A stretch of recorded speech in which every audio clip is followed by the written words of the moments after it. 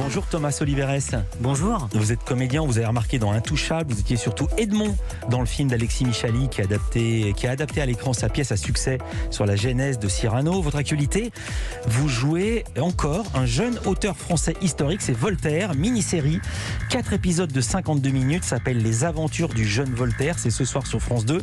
Ça commence par un paradoxe parce que Voltaire, quand il était jeune, s'appelait pas Voltaire.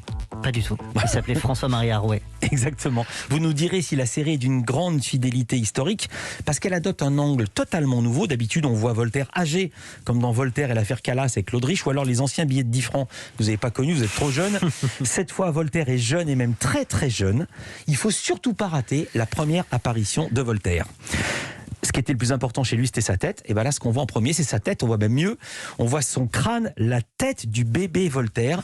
Est-ce que cette séquence que j'ai peine à décrire, je n'en revenais pas de voir ceci, est-ce que ça a été validé par la chaîne et par Anne Holmes qui dirige la fiction à France Télévisions? Bah évidemment, puisque ça va passer ce soir sur France 2. Mais effectivement, c'est extrêmement audacieux de commencer cette série par ce plan-là. Et je pense que les gens seront surpris sur le service public de voir ces images. C'est jamais gratuit, des plans Jamais. comme celui-ci. Que signifie-t-il?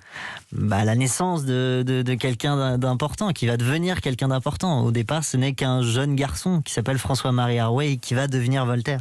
C'est réalisé par Alain Tasma et le producteur Georges-Marc Benamou dit de Voltaire, c'est le Coluche des Lumières, un aventurier de la liberté, que son combat contre le fanatisme religieux ou pour casser les frontières entre les classes, il a inventé la liberté contemporaine.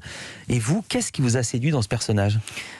Déjà, un personnage que je connaissais pas du tout, que j'imaginais pas du tout. On a tous en tête le Voltaire de l'école qu'on a appris au collège, au lycée, un Voltaire vieillissant, un peu emperruqué. Voilà, le Voltaire de Candide qui a 65 ans, mais pas ce Voltaire impertinent, audacieux, orgueilleux, un Voltaire qui va aller jusque dans les bas-fonds pour défendre son honneur. Voilà, c'est ce personnage-là qui m'a intéressé. On va entendre un extrait. Voltaire a une vingtaine d'années. Il a été embastillé pour ses écrits contre le régent qui a succédé à Louis XIV. Finalement, le régent est prêt à pardonner ou alors à se mettre Voltaire dans la poche. Et il demande à le recevoir, à vous recevoir. Vous mettez votre plus bel habit et vous allez chez le régent. On va entendre votre première rencontre et on va reconnaître la voix de Guillaume de Montalembert qui incarne le régent. Thibault. Il me tardait de vous connaître, monsieur. Mais avouez que vous avez tout fait pour retarder ce moment. Je l'avoue bien humblement, monseigneur. Considérez ces empêchements comme des erreurs de jeunesse.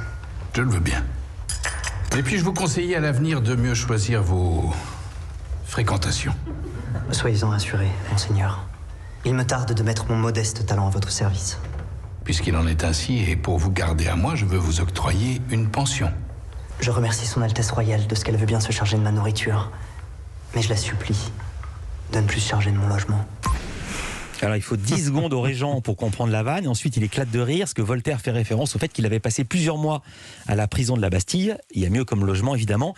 Comment vous l'avez travaillé? Vous dites, dans le Parisien ce matin, on a eu beaucoup de discussions sur la façon d'incarner Voltaire.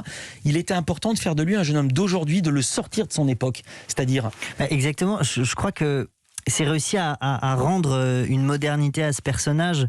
À l'époque, Voltaire avait une pensée extrêmement et terriblement moderne. C'était un homme de son temps, mais en avance sur son temps. Et c'était ça qui était là, par exemple, cette vanne au régent, qui est quasiment un crime de lèse-majesté, il osait le faire, c'est authentique ou vous l'avez recréé ensuite? Non, il osait le faire, c'est vraiment ce qu'il a dit dans cette série. Tout est véridique, tout ce qui a été dit, tout ce qui est dit dans cette série est vrai. Et c'est incroyable. Il faut savoir aussi que Voltaire, à ce moment-là, il est jeté en prison par le régent parce qu'il a osé dire que le régent avait eu des rapports incestueux avec sa fille. Ça ne se fait pas. Enfin, Voltaire, il a osé dire des choses que personne n'aurait osé.